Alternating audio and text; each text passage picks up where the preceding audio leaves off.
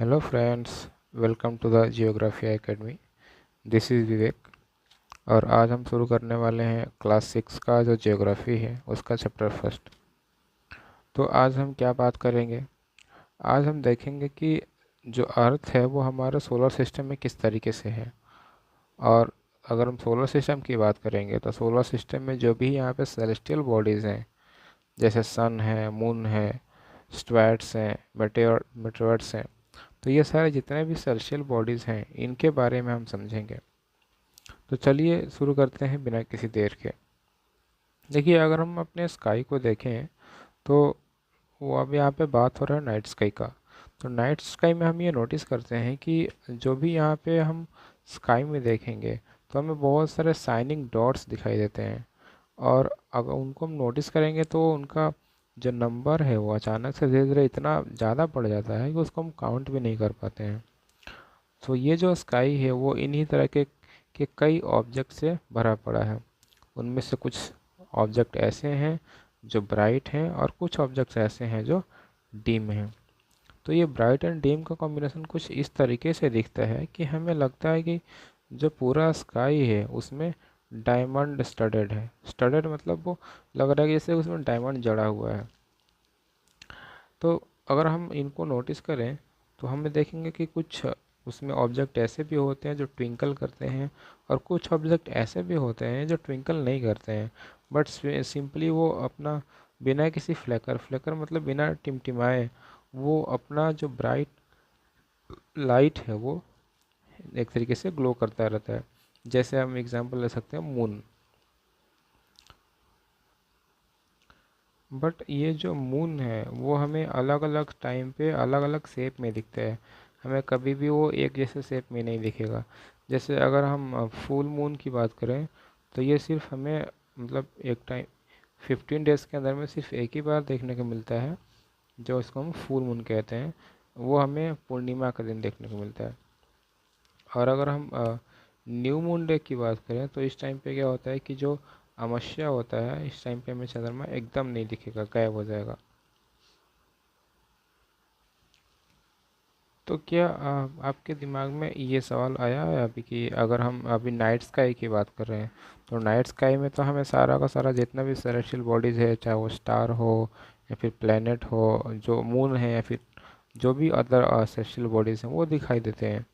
तो ये जो भी स्टार हमें नाइट में दिखाई देते हैं वो डे में क्यों नहीं दिखाई देते हैं? ये आपके दिमाग में आया होगा। और शायद आप जानते भी होंगे कि डे के टाइम पे जो सन का लाइट होता है वो इतना मतलब उनको अलाउ नहीं कर पाता है कि हम उनको देख पाएँ, क्योंकि सारा जो सन का लाइट होता है वो उनको कवर कर लेता है। अब मैं एक वर्ड बार बार यहाँ पे यूज़ कर रहा हूँ, सेलेस्टियल बॉडीज़। तो आपको पता होना चाहिए कि सेलेस्टियल बॉडीज़ क्या होता है। सेलेस्टियल बॉडीज़ का मतलब होता है जैसे सन है या फिर मून है, इनके अलावा जितने भी अदर ऑब्जेक्ट हैं नाइट स्काई में जो साइन करते हैं उनको हम कलेक्टिवली सेलेस्टियल बॉडीज़ कहते हैं। अगर हम सेलेस्टियल बॉडीज़ की बात करें तो स्काई में पाए जाने वाले जितने भी ऑब्जेक्ट हैं जो साइन करते हैं वो क्या हैं? सेलेस्टियल बॉडीज़ हैं। अब कुछ सेलेस्टियल बॉडीज़ होते हैं उनमें से जिनका साइज़ काफ़ी बड़ा होता है और वो काफ़ी हॉट भी होते हैं, जैसे सन है। अब इन सेलेस्टियल बॉडीज़ को भी अगर हम अलग अलग क्लासीफाई करें तो कुछ सेलेस्टियल बॉडीज़ को हम स्टार कहते हैं और कुछ को हम प्लैनेट्स कहते हैं। तो स्टार और प्लैनेट्स में क्या डिफरेंट है उसको भी हम समझ लेते हैं एक बार। स्टार और प्लैनेट्स में सिंपल सा डिफरेंस बस इतना है कि जो स्टार होते हैं इनके पास अपना खुद का हीट और लाइट होता है, लेकिन जो प्लैनेट्स होते हैं उनके पास अपना खुद का हीट और लाइट नहीं होता है। तो अभी तक जानने वाली चीज़ है बस इतना मैंने बताया। सबसे पहली बात कि सेलेस्टियल बॉडीज़ क्या होते हैं। सेलेस्टियल बॉडीज़ का मतलब है कि जो स्काई है, स्काई में जो भी शाइनिंग ऑब्जेक्ट हैं उनको हम सेलेस्टियल बॉडीज़ कहेंगे, चाहे वो सन हो या फिर मून हो या फिर कोई भी अदर ऑब्जेक्ट हो या चाहे वो अर्थ ही क्यों ना हो। और अगर हम इन सेलेस्टियल बॉडीज़ को क्लासीफाई करें तो एक को हम कहते हैं स्टार और दूसरे को हम कहते हैं प्लैनेट। स्टार का मतलब है कि वैसा सेलेस्टियल बॉडीज़, वैसा ऑब्जेक्ट जिनके पास अपना खुद का लाइट हो और खुद का हीट हो। लेकिन अगर हम प्लैनेट की बात करें तो इनके पास खुद का लाइट नहीं होगा और ना ही हीट होगा, बल्कि ये इन्हीं स्टार के लाइट से अपने आप को ग्लो करते हैं। जैसे मून है, तो मून जो है वो सन के लाइट को रिसीव करता है और नाइट टाइम में आपको वो ग्लो करता हुआ दिखाई देता है। आगे हम बात करें तो एक यहाँ पे कॉन्सेप्ट दिया गया है, कॉन्स्टेलेशंस। कॉन्स्टेलेशंस क्या होते हैं बेसिकली? तो कॉन्स्टेलेशंस की बात करें अगर हम, तो नाइट स्काई में ही हमें कुछ पैटर्न्स दिखाई देते हैं जो ज्योमेट्रिकल शेप बनाते हैं, जो कुछ ग्रुप ऑफ स्टार, जैसे आपको यहाँ पे फिगर में दिख रहा होगा, इसको हम सप्तऋषि कहते हैं। तो ये जो हमें स्टार का फॉर्मेशन दिख रहा है, एक ज्योमेट्रिकल शेप दिख रहा है इंक्लूडिंग दिस ऑल्सो, इसी को हम कहते हैं कॉन्स्टेलेशन। हिंदी में इसको हम शायद नक्षत्र कहते हैं। कुछ एग्जांपल्स की बात करें तो अभी मैंने बताया सप्तऋषि, उसके अलावा यहाँ पे जो अर्सा मेजर और बिग बियर है, ये कुछ एग्जांपल्स हैं कॉन्स्टेलेशंस के। तो कॉन्स्टेलेशन का मतलब है कि जो नाइट स्काई है उसमें जितने भी स्टार हैं जो ज्योमेट्रिकल शेप बनाते हैं, कुछ ग्रुप ऑफ स्टार, उनको कंबाइनली हम कॉन्स्टेलेशन कहते हैं, सप्तऋषि। अब एक यहाँ पे आपको अलग से स्टार दिख रहा होगा, इसको हम बोलते हैं पोल स्टार।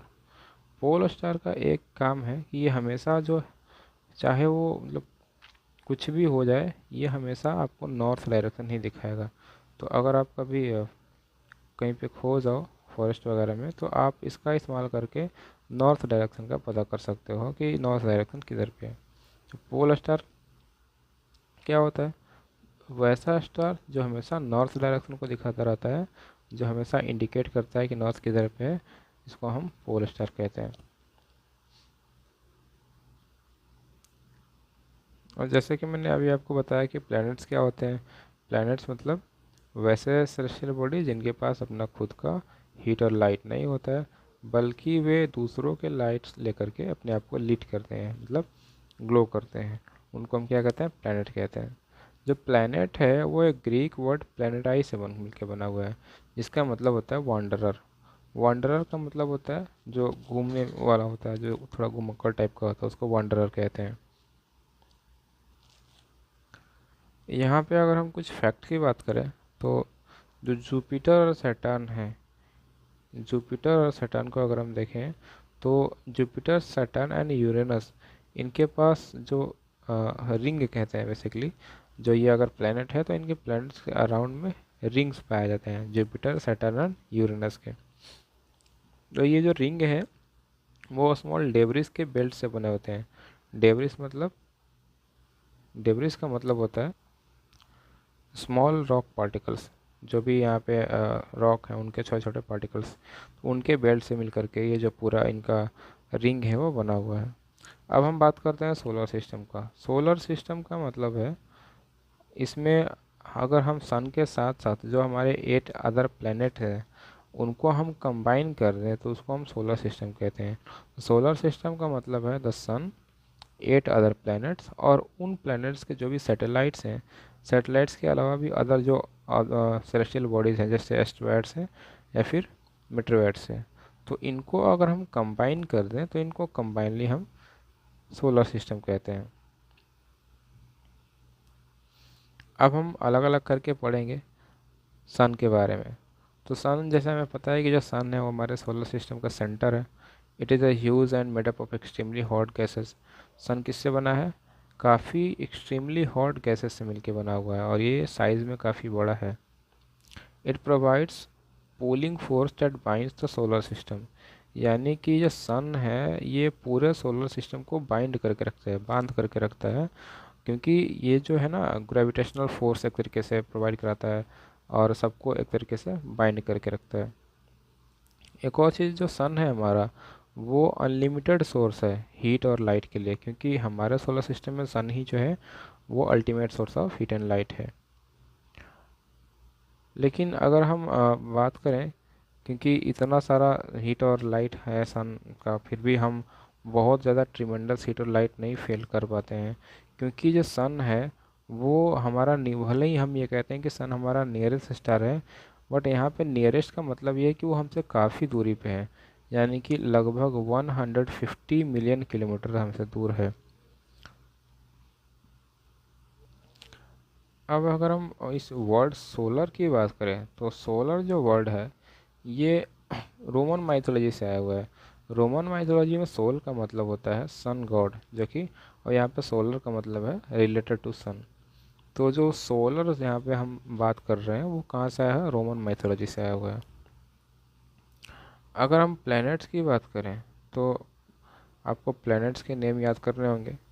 बेसिकली प्लैनेट्स को यहाँ पे याद करने के लिए एक ट्रिक दिया गया है, my very efficient mother just served us nuts. यहाँ पे एम फॉर है मरकरी, वी फॉर है वीनस, ई फॉर है अर्थ, एम फॉर है मार्स, जे फॉर है जुपिटर, एस फॉर है सैटर्न, यूरेनस एंड नेपच्यून। तो ये 8 प्लैनेट्स हैं। आपको इन प्लैनेट्स को ध्यान में रखना है, mercury, Venus, earth, Mars, Jupiter, Saturn, Uranus and Neptune. तो ये जितने भी अलग अलग प्लैनेट्स हैं ये हमेशा सन के अराउंड एक फ़िक्स पाथ में मूव करते रहते हैं, और ये जो इनका फ़िक्स पाथ होता है इसी पाथ को हम ऑर्बिट कहते हैं।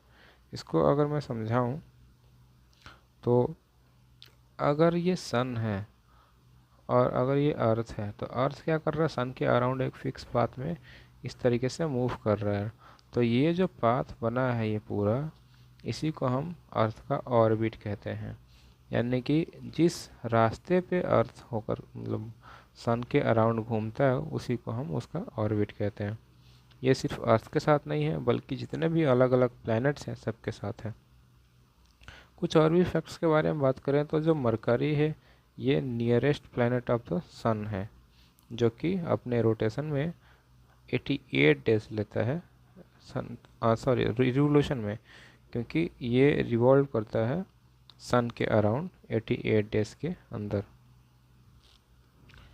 उसी तरीके से जो वीनस है, जो शुक्र है, उसको हम अर्थ का ट्विन कहते हैं, यानी कि अर्थ की जुड़वा बहन है। ट्विन क्यों कहते हैं, क्योंकि जो वीनस है उसका जो शेप और साइज़ है लगभग सिमिलर टू द अर्थ है, इसलिए हम इसको अर्थ का ट्विन कहते हैं।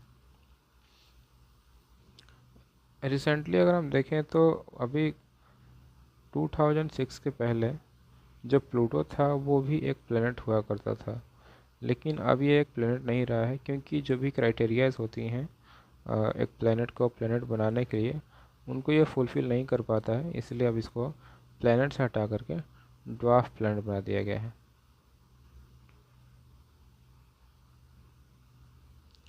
अब हम बात करेंगे अर्थ के बारे में। तो अर्थ का सिंपल सा मीनिंग है कि तो सबसे पहली बात इसके में ध्यान रखना है कि जो अर्थ है वो थर्ड नियरेस्ट प्लेनेट है टू द सन, और साइज़ के हिसाब से बात करें तो ये 5th लार्जेस्ट प्लेनेट है।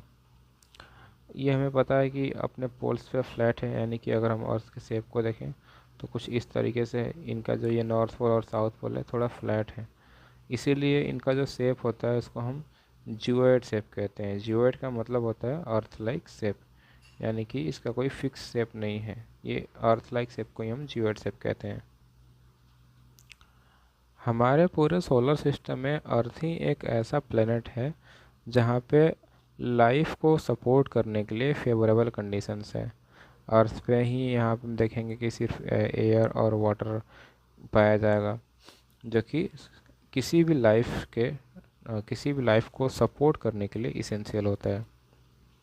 जो भी यहाँ पे अगर हम एयर की बात करें तो लाइफ सपोर्टिंग गैसेस भी यहाँ पे पाए जाते हैं, जैसे ऑक्सीजन है, और इन्हीं सब रीजन की वजह से अर्थ को हम यूनिक प्लेनेट भी कहते हैं।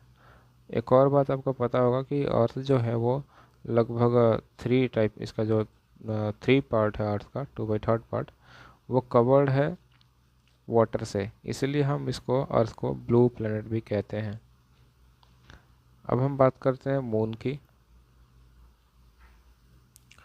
तो मून की अगर बात करें तो मून ही एक ऐसा मतलब कह सकते हैं कि सैटेलाइट है, अर्थ का एकमात्र नेचुरल सैटेलाइट बेसिकली कहेंगे हम, अर्थ का नेचुरल सैटेलाइट है जो कि मून है। अगर हम इसके डायमीटर की बात करें तो ये अर्थ से अर्थ के डायमीटर से 1/4 यानी कि 1/4 है। ये हमें सन से बड़ा इसलिए दिखाई देता है क्योंकि इसका जो डिस्टेंस है वो अर्थ से काफ़ी नज़दीक है कंपेरिजन सन। और डिस्टेंस की बात करें तो कितना है, ये है 3,84,400 किलोमीटर, ये ध्यान रखिएगा। अगर हम मून के रोटेशन और रिवोल्यूशन की बात करें तो इसमें एक इंटरेस्टिंग फैक्ट ये है कि मून जो है वो सेम टाइम लेता है अपने रोटेशन और रिवोल्यूशन दोनों में, यानी कि अप्रोक्स 27 डेज लेगा अपने रोटेशन में भी और अप्रोक्स 27 डेज लेगा अपने रिवोल्यूशन में भी। एक और बात अभी मैं समझा रहा हूँ, तो रोटेशन और रिवोल्यूशन बार बार ये मैं दो टर्म यूज़ कर रहा हूँ। रोटेशन का सिंपल सा मतलब है कि सन के जो रोटेशन का सिंपल सा मतलब है कि कोई भी अगर प्लैनेट है वो अपने एक्सिस पे अगर मूव कर रहा है तो उसको रोटेशन कहेंगे, और वही प्लैनेट अगर सन के अराउंड ऑर्बिट में मूव कर रहा है तो उसको हम रिवोल्यूशन कहेंगे।